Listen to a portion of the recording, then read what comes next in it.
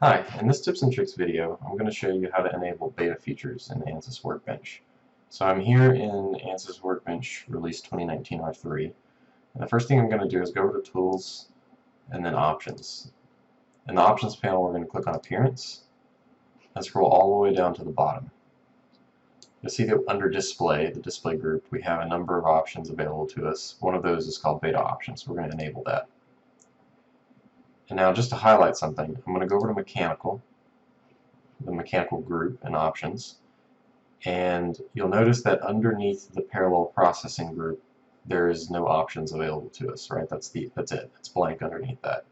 But if we hit OK and then go back to the options panel and go to mechanical, you can see that we now have a group that has all of the available beta features to us, and we can disable or enable specific features that we may or may not be interested in. So this is not immediately apparent that this actually becomes available once you enable beta features, but this could be useful for someone who might want to know what exactly is included so that they can test it out.